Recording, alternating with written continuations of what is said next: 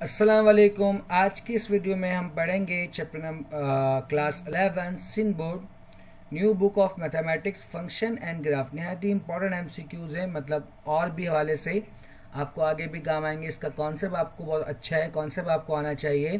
Function का concept क्या है, तो अगर आपने इसको सही से नहीं पढ़ा है तो मेरे चैनल पे इसकी वीडियो मौजूद है। 8.1 8.2 में मैंने पढ़ाया है फंक्शन क्या होता है, उसका डोमेन क्या है, उसका रेंज क्या है। तो आप उसको पढ़िएगा, एक इम्पॉर्टेंट टॉपिक है, आगे के लिए भी बहुत इंपॉर्टेंट है। ठीक है, तो स्टार्ट करते हैं अपना आज का लेक्चर। अगर आपने चैनल को सब्सक्राइब नहीं किया है तो आप सब्सक्राइब कर लें ताकि मेरी वीडियो आप तक बआसानी पहुंच सके। और प्ले लिस्ट में इसके अलावा भी बहुत सारे चैप्टर के एमसीक्यूज मौजूद हैं।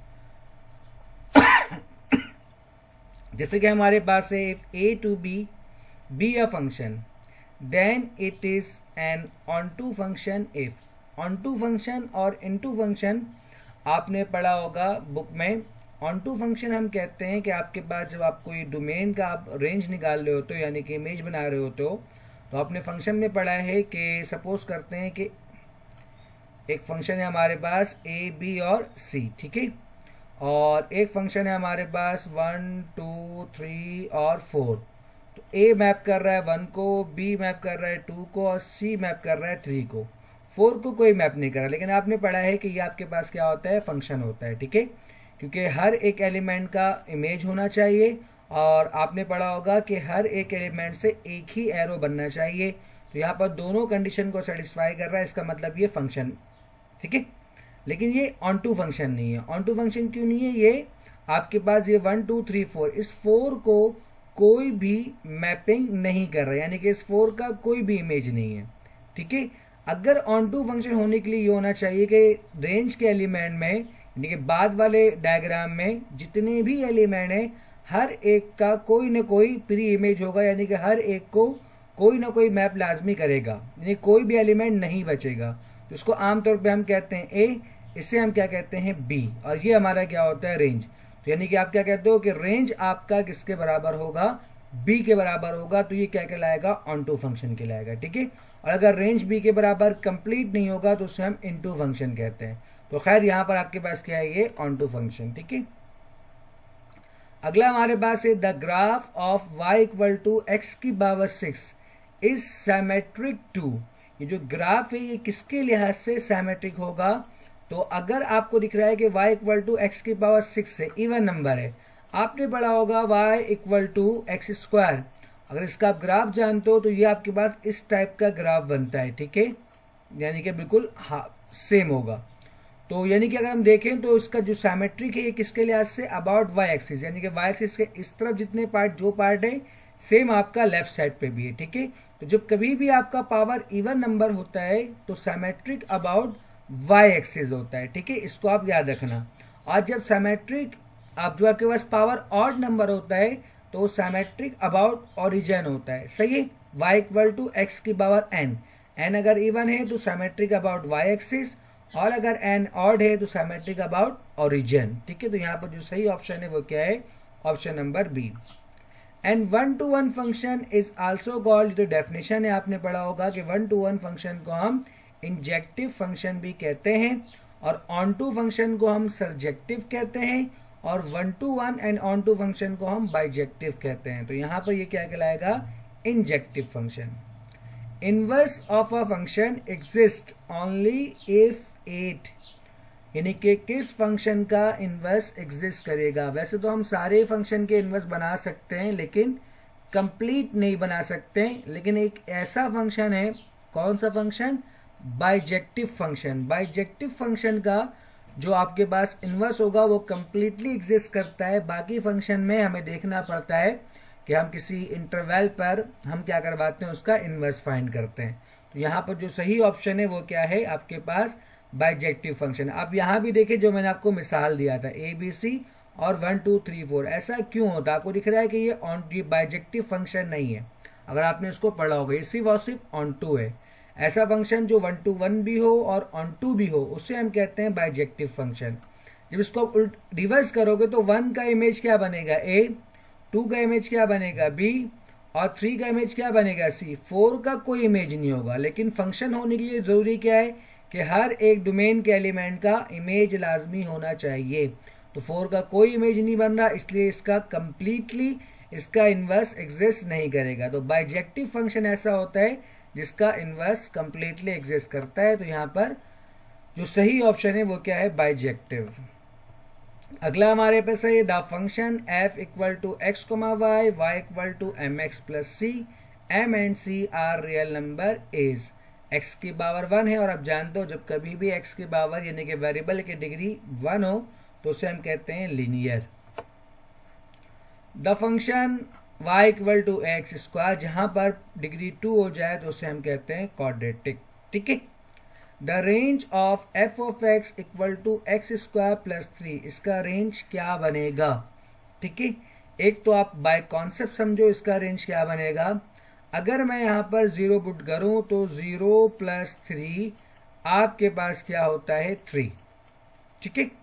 अब 0 के अलावा यहां पर आप कुछ भी पुट करो, सपोज करो मैं नेगेटिव में पुट कर दो तो नेगेटिव 1 का स्क्वायर प्लस 3 ये होगा 1 प्लस 3 यानी कि 4। यानी कि अगर हम नेगेटिव भी पुट करेंगे तो आप जानते हो चूंकि स्क्वायर है ये पॉजिटिव हो जाएगा और कुछ ना कुछ नंबर आएगा जब वो 3 से ऐड होगा तो जाहिर सी बात है वो 3 से ग्रेटर होगा।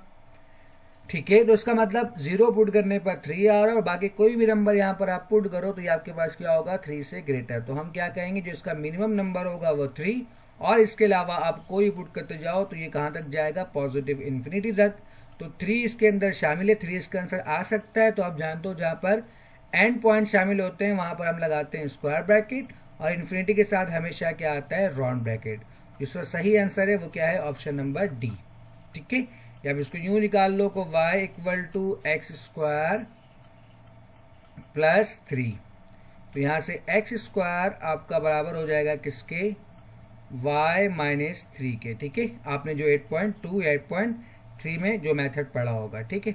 यहाँ पर आप क्या पुट करोगे 3 पुट करोगे तो आंसर क्या आएगा 0। जब स्क्वायर डालोगे आप तो यहाँ पर आपके पास रूट लग जाएगा। तो सिंपली आप यहाँ पर क्या करोगे कुछ भी पुट करो तो जो नंबर आएगा 3 पुट करने से 0 आएगा, उसके बाद आप पुट करते जाओ तो 3 से आपके पास बड़ा नंबर होगा। तो यहाँ पर हमारे पास क्या बनेगा 3 comma infinity. MCQ number 8, graph of y equal to x की power n is symmetric to if n is odd. मैंने आपको भी बताया था पीछे कि अगर n इवन होगा तो सिमेट्रिक अबाउट y एक्सिस और अगर n ऑड होगा तो सिमेट्रिक अबाउट ओरिजिन। तो यहाँ पर जो सही आंसर होगा वो क्या होगा सिमेट्रिक अबाउट ओरिजिन। ठीक है। नेक्स्ट एमसीक्यू तो हमारे पास है the graph of linear function. Linear function का ग्राफ कैसा होता है स्ट्रेट लाइन। ठीक है। 10वां, if f is function from a to b, domain of f is equal to, पहला वाला होता है डोमेन। ठीक है। और दूसरा वाला हमारे पास क्या होता है रेंज। ठीक है। तो डोमेन ऑफ f हमारे पास किसके बराबर होगा a के। उसके बाद every function is a relation, inverse function 1 to 1, none of this. हर फंक्शन इनवर्स फंक्शन नहीं होता, 1 to 1 नहीं होता। यानी कि आप पढ़ते हो कि रिलेशन कुछ खास रिलेशन होते हैं वो क्या कहलाते हैं फंक्शन। यानी कि फंक्शन बनने से पहले उनको रिलेशन बनना है। ठीक है। यानी कि फिर उनमें कुछ खास प्रॉपर्टी होगी फिर वो क्या कहलाएंगे फंक्शन कहलाएंगे। इसका मतलब जो भी फंक्शन होगा वो पहले रिलेशन होगा। तो यानी कि every function is a relation but every relation is not a function. ठीक है। यानी कि हर फंक्शन जो है वो आपका रिलेशन होगा बट हर रिलेशन फंक्शन नहीं हो सकता। तो इसका जो आंसर है वो क्या है option number A. If f and g are equal where 7x equal to 7x minus 4 and g of x equal to x, then x की वैल्यू क्या है। और f एंड g आपस में क्या है इक्वल है। इक्वल है तो आप बराबर मानो कि 7x minus 4 equal to x। तो यहां पर हो जाएगा 7x minus x equal to 4। ठीक है। तो ये हो जाएगा आपका 6x इक्वल टू 4। तो यहां से x इक्वल टू आपके पास हो जाएगा 4/6। तो 4/6 आपके पास कितना होगा 2/3। ठीक है। 13वां, domain of the function f of x equal to 3x plus 1 divide by x minus 1 is set of all. Domain के लिए आपने पढ़ा होगा कि हर वो नंबर हमारा डोमेन होता है जो हम फंक्शन में इनपुट करें और इनपुट करने से या इंसर्ट करने से आपके पास जो आंसर आए वो क्या आए, रियल नंबर आए, यानी कि डेफिनेट नंबर, वो हमारा क्या होगा, डोमेन होगा। तो डोमेन क्या नहीं हो सकता, वो नंबर जिसको पुट करने से आंसर अनडिफाइन आ जाए या कॉम्प्लेक्स आ जाए, जो चूंकि हम क्या पढ़ रहे हैं, रियल वैल्यूड फंक्शन। तो यहाँ पर आप चेक करो कि कौन सा ऐसा नंबर है जिसको पुट करने से हम अनडिफाइन हो जाएगा। तो इसके लिए हम सिर्फ और सिर्फ डिनोमिनेटर को देखते हैं, क्योंकि अगर डिनोमिनेटर में 0 आ गया तो आप जानते हो कि वो क्या होता है, अनडिफाइंड। तो अब देखो x माइनस 1 है, x माइनस 1, यहाँ पर आप क्या पुट करो, x की जगह पर जो ये 0 हो जाए, तो आपको सिंपल पता है 1। तो अगर मैं यहाँ पर 1 पुट करूंगा तो 1 माइनस 1 क्या हो जाएगा, 0। और 0 होने का मतलब है कि आपका डिनोमिनेटर 0 हो जाएगा, और जहां डिनोमिनेटर 0 हो गया तो वो अनडिफाइन हो जाएगा। इसका मतलब हम 1 पुट नहीं कर सकते हैं, 1 के अलावा जो चाहे हम वो पुट कर सकते हैं। तो real number except 1, real number मतलब हम कुछ भी पुट करें, बस 1 पुट नहीं करेंगे। Last MCQ, a function F of x equal to mod of x minus x square. Even और ऑड के लिए आपने पढ़ा होगा कि if F of minus x equal to F of x, तो ये आपके पास कहलाता है इवन फंक्शन। और if F of minus x equal to minus F of x, तो ये आपके पास कहलाता है ऑड फंक्शन। तो आपको ये फंक्शन गिवन है एफ ऑफ एक्स, तो इसकी जगह हम क्या कर रहे हैं, जहां जहां पर एक्स है वहां वहां पर माइनस साइन पुट करेंगे, यानी कि माइनस एक्स माइनस माइनस का एक्स स्क्वायर। ठीक है, सिंप्लीफाई करते हैं। आप जानते हो एब्सोल्यूट फंक्शन में कोई फर्क नहीं पड़ता, नेगेटिव हो या पॉजिटिव हो, तो ये वैसे ही रहेगा माइनस, और नेगेटिव का स्क्वायर आपके पास पॉजिटिव आता है। ठीक है, तो आप गौर करो जरा कि mod of x minus x square, ये आपका बेसिकली ओरिजिनल फंक्शन, यानी कि इसकी जगह पे मैं लिख सकता हूं एफ ऑफ एक्स, और यहाँ पर आपके पास क्या है, एफ ऑफ माइनस एक्स। इसका मतलब नेगेटिव पुट करने से फंक्शन पे कोई फर्क नहीं पड़ता, तो ये आपका कहलाएगा इवन फंक्शन। तो उम्मीद करता हूँ कि आज का लेक्चर आपको समझ में आया होगा। वीडियो देखने के लिए शुक्रिया, अल्लाह हाफिज।